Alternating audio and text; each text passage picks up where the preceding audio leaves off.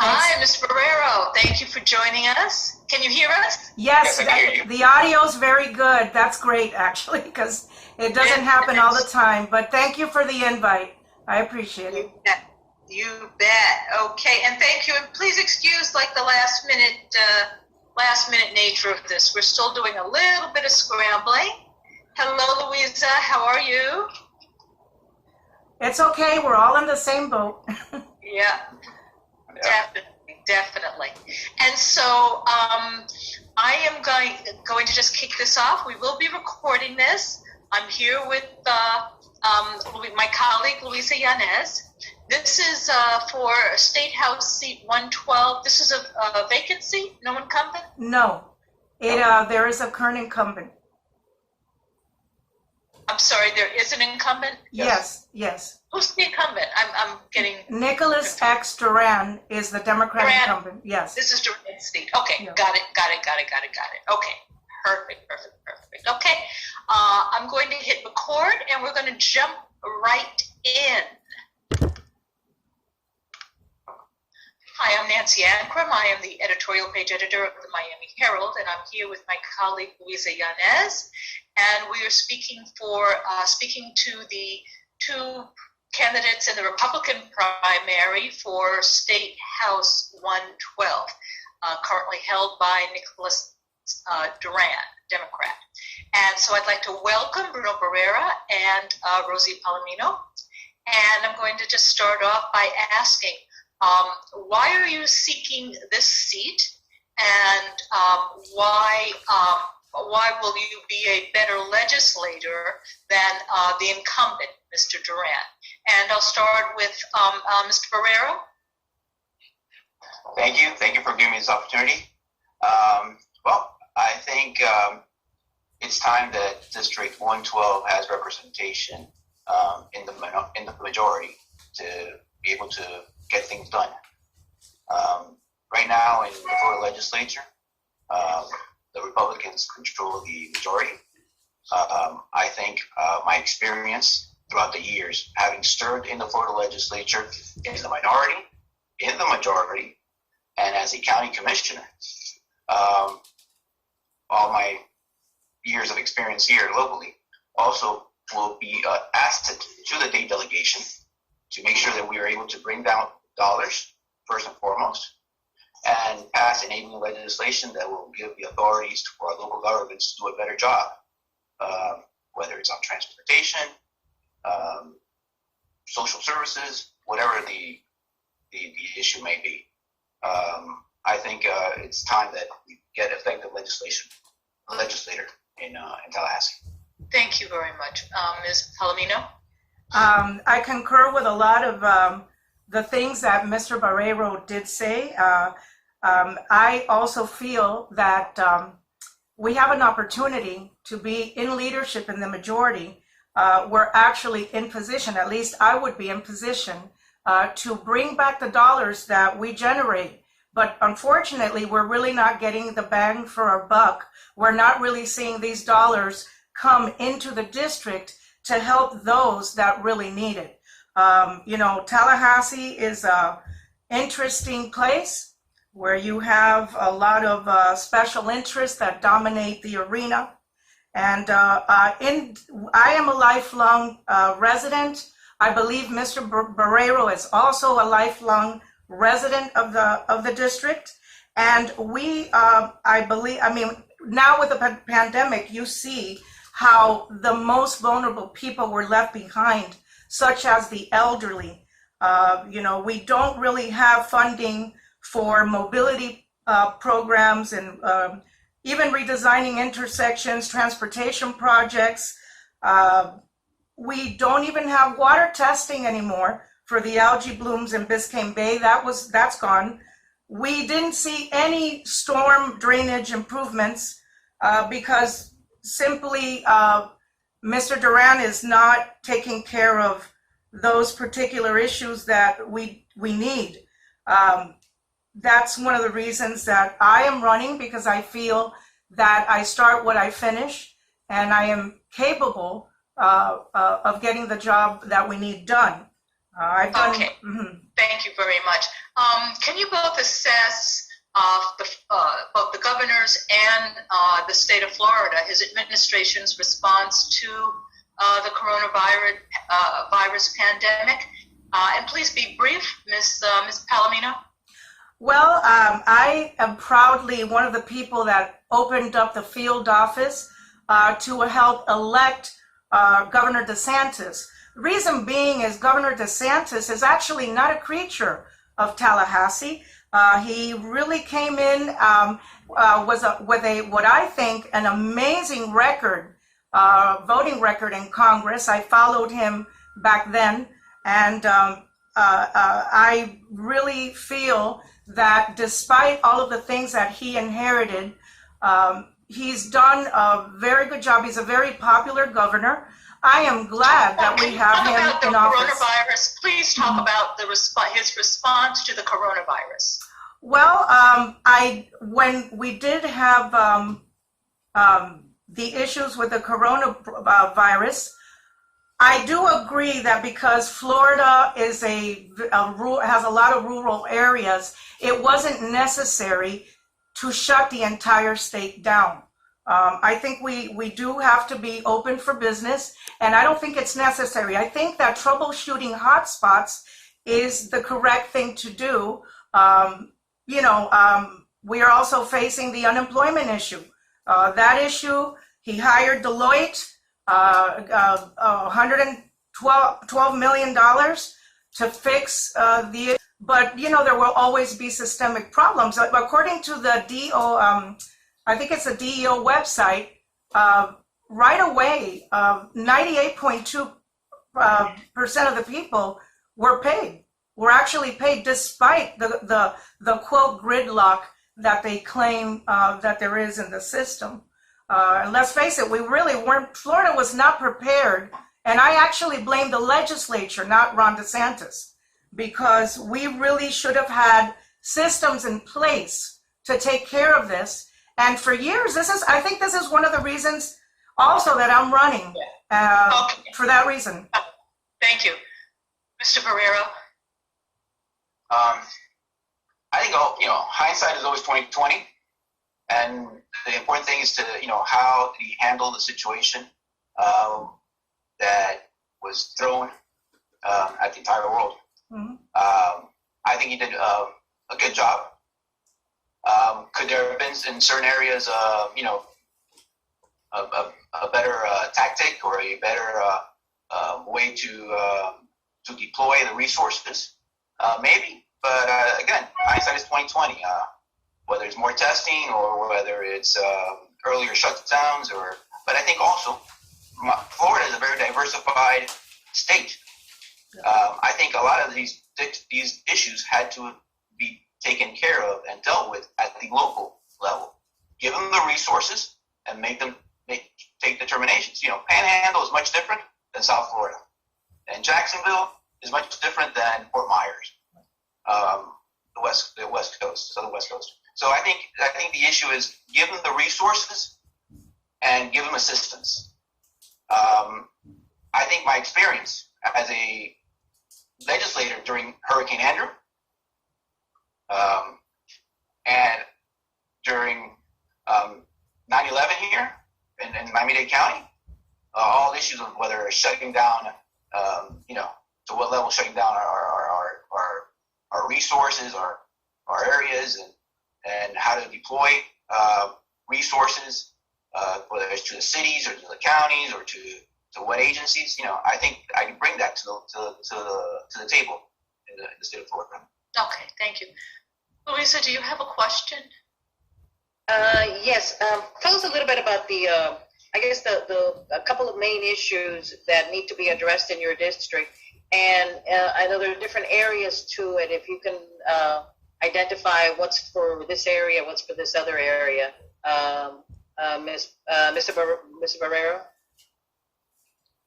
All right.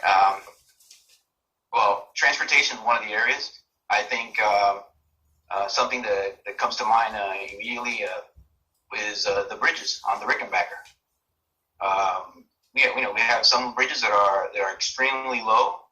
That we just recently put a Band-Aid over, but in a basically Category 2 hurricane, some of that bridge would be wiped out. And I think we have to address that, help our local community with reconstructing and basically restructuring the bridges in areas of I think it's a county-wide issue, affordable housing, especially in this district. It's very difficult. There's hardly any affordable housing.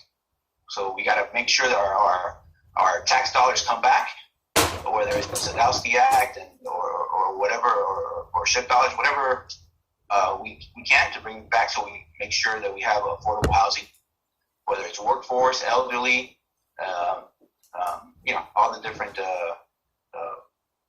categories. And also in mass transit, we're not going to build our way out of this strictly with roads, and we got to bring back more dollars from the state for mass transit. State has a mentality of building roads, highways, and so forth. We have to change that, and we can't change it overnight, but we can definitely start making that move to ensure that the majority of dollars come back for mass transit expansion. And let me just hop in before Ms. Palomino answers. You mentioned the Sadowski Act. Members of your party have been sweeping and this is pretty much raiding the Sadowski Trust Fund for general revenue. Would you support doing that, or would you stand against that in the quest to build more affordable housing? I would stand against that. I believe that those dollars were generated and specifically for housing. And I believe in that in government, all sectors of government, and have not been, have lost a lot of credibility.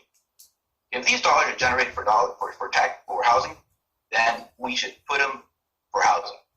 If we need dollars somewhere else, well, then let's figure out how to get those dollars for whatever their reason or whatever their issue.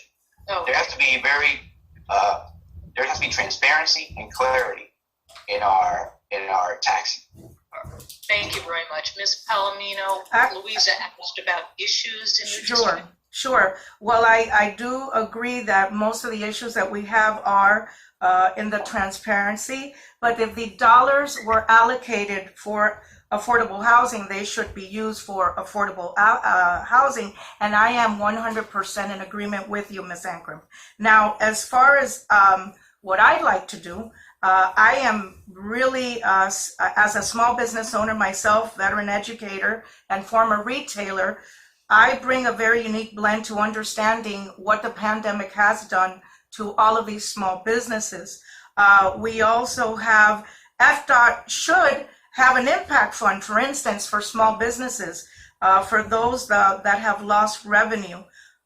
We have citizens out of control. Insurance reform needs to be done. The increased choice by making them more, act more like an insurance. This is an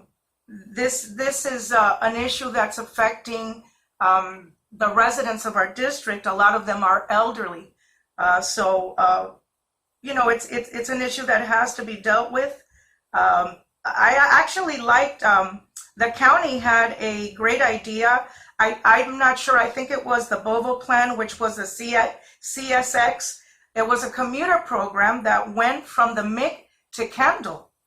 To the actual suburbs, but it does cost a lot of money. I mean, it's an example of a great idea, but everything goes back to funding. And I think that we have to do a better job. I will always say that I really had a great respect for Jeff Atwater when he created the database called Facts, where you could actually go into and see what everybody's doing, all these organizations.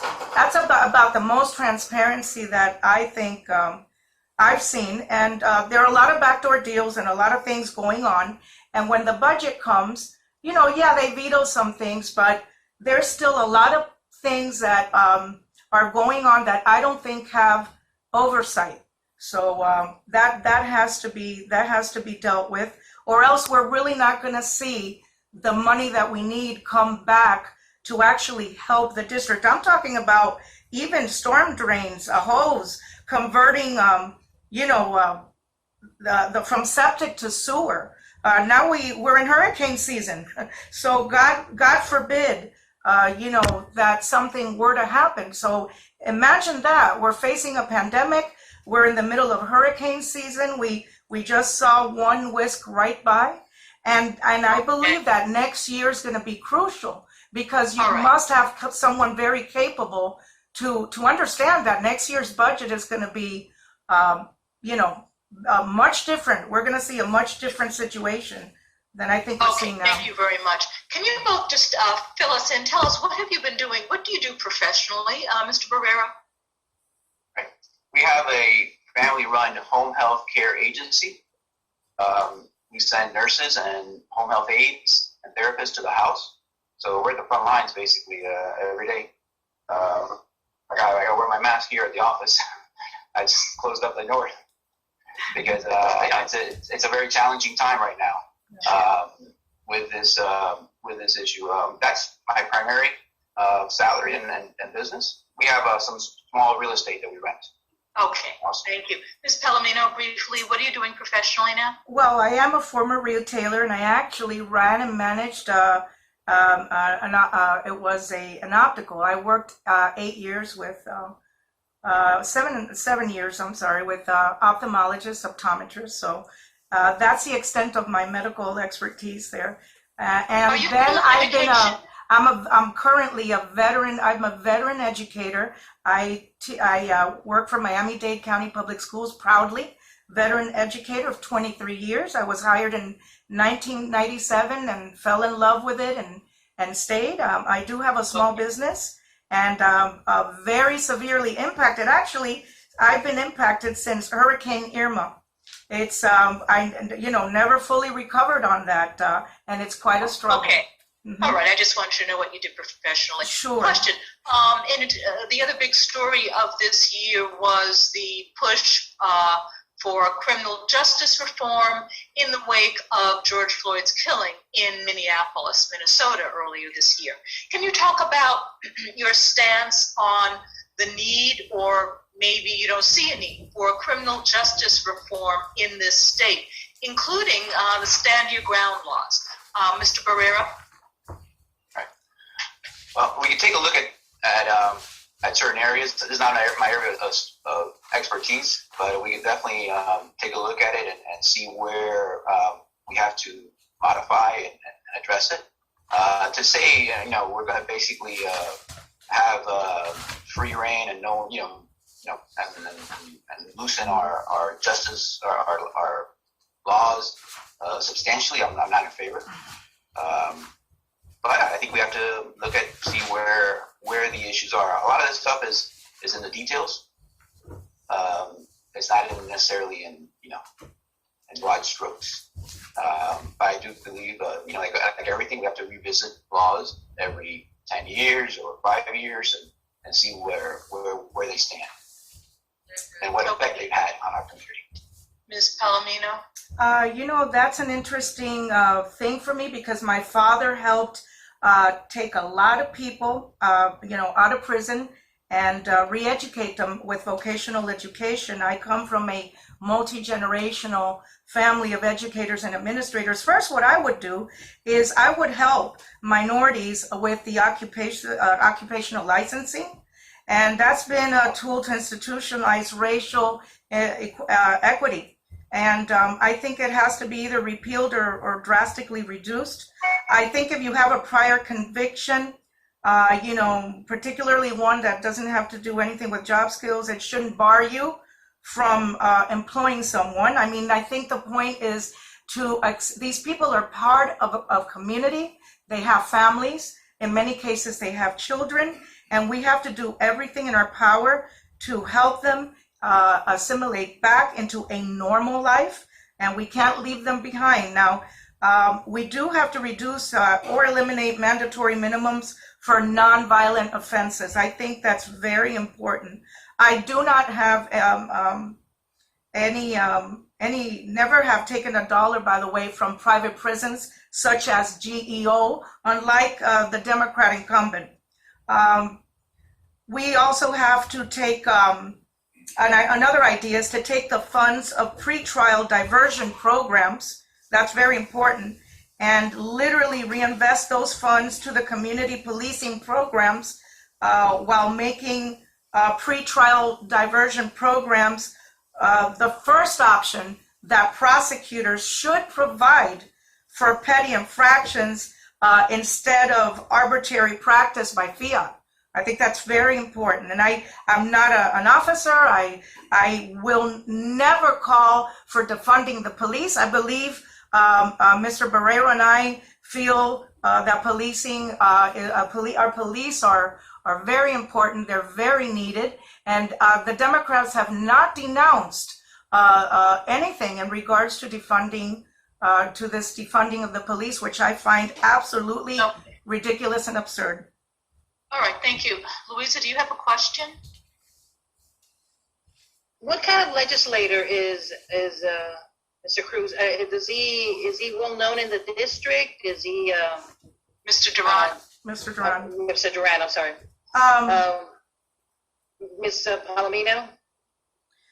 Mr. Duran is not a lifelong resident. He was born and raised in Broward. He married the daughter of an Uber lobbyist who actually habitually writes op-eds, especially right before election season. He is a lobbyist. He does have a private charity. And he basically, in my opinion, is running a family business using it. His father-in-law is his company's lobbyist. He draws $160,000, has received $50 million. His father-in-law is Mike elected. Abrams, who does write an op-ed on us on Yes. politics, Yes. not on any issues that his firm is dealing with. Right, no, Right. I know. I'm very familiar with that. He also, Mr. Duran also has his cousin as his legislative secretary. So, I am not a lobbyist. So I'm not beholden to those type of, that atmosphere that sometimes, does hinder. I think he's a one-issue lobbyist legislator, and I think that's why either one of us would do a much better job than he's doing right now. Okay, Mr. Barreiro? Well, right there with your response, his name recognition is nowhere in the district. People do not know who's representing them in Tallahassee. And that's a problem. They don't know who to contact. They don't know who to send their messages to. I think we can bring much more representation in the form of being in contact with the residents of the district and voicing their needs and desires in Tallahassee. We can bring experience from the local government, which is very important. What are the parameters of District 112? District 112 is primarily east of 42nd Avenue and south of either 8th Street Southwest or 7th Street Northwest. That's what I would. It represents 3 cities: Key Biscayne, parts of the city of Miami, like Mr. Barreiro said, and parts of Coral Gables, because it has downtown Coral Gables, the financial district, but then on the other side of Lejeune, it goes all the way down to Snapper Creek, or what would be Black Point Marina. It is essentially the entire coast from south the river through Brickell all the way down to Black Point Marina. It's a very diverse, a very interesting, a very affluent district with vast different needs. Key Biscayne is different from the Gables, and the Gables is different from City of Miami. Right. So can you then discuss, given that there's a fair amount of your district that is on or surrounded by water. What are the climate change and sea level rise issues that this district brings? And what are you hearing? What do you want to, what sorts of policies would you want to pursue in Tallahassee to protect it? Mr. Barreiro? We definitely need to renourish, not only renourish our beaches, but do mitigating and protective strategies. The village of Key Biscayne has a plan that they want to implement, and we will definitely, help them and addressing that and implementing that plan. I know Miami-Dade County has also a plan for the rest of the key, whereas Hollow or the rest of Rickenbacker Causeway, we want to help them. It's a county-wide issue, and South Florida issue. So we got to address this. We got to work hand in hand with Vine, with our counties, with Durham, with DEP, to bring a comprehensive strategy to address sea level rise. Also see how we can address our building code. What can we do from the state point to free up and unleash our counties to address the issues within the building code, so they get make sure that they. We can do in terms of improvement. But I think all of us that live in South Florida, like me, I was born here, same neighborhood, same zip code, been here my whole life, and we definitely need to do a lot with everything that has to do with the sea level rise and. Thank you very much. I want to thank the two of you for participating in the interview. Before we leave, I do want you to just each take 30 seconds to do a brief closing statement as to why you are the best person in this primary. Ms. Palomino, briefly? Sure. Thank you for having me. It was a pleasure, like always, Ms. Ancrum. I feel that as a person that lives, works, plays in her district, by the way, I'm Rosy Palomino, number 58 on the ballot for those that are watching. I feel that I am, as a citizen activist, I've done a lot of work in my community, and I feel that I can go into leadership in the majority, bring the dollars that we need so that we could actually get all of the aforementioned things done.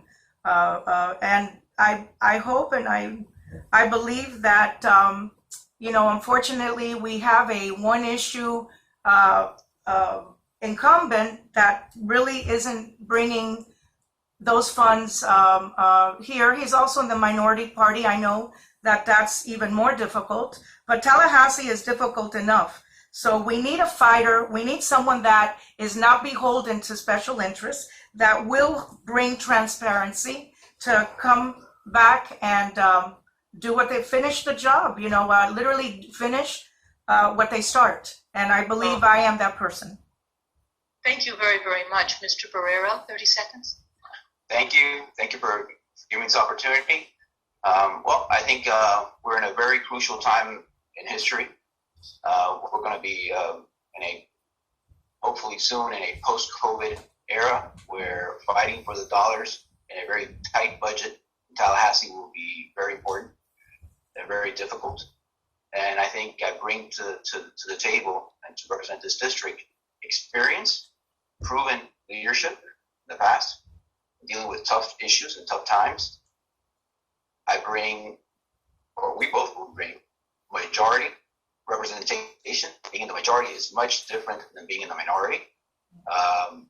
I served, again, when we were in the minority many moons ago, and then when we were in the majority. And it's night and day. The House is not going to flip anytime soon. The State House of Representatives is not going to flip anytime soon. So we need representation that will get us the dollars, bring back the dollars. I bring that, my experience of working with all parties, with all interests, with all communities. I am not one that holds back. While I sometimes they criticize me that I don't scream loud enough, I don't think you have to scream. I think you have to act and you have to vote the right way. Whether it's LGBT issues, I did not toe the line on the party back then. I was in the forefront of that issue. Whether it was issues of future nourishment, well, I helped bring back dollars from the federal government. I had meetings in Congress and so forth. I helped remove a law that would help us bring sand from the Caribbean islands so we could re-nourish our beaches. I worked hard in that. It was obviously a federal issue, but I was not afraid to stand out and go up there. And issues on transportation. I have been a supporter of mass transit. And I think we need to make sure that we bring back the dollars. And I think working and communicating in the Florida legislature without the sunshine law that we have here in the local government, I think I'll be able to bring and create consensus to bring back dollars to the state, from the state to local government. Thank you both.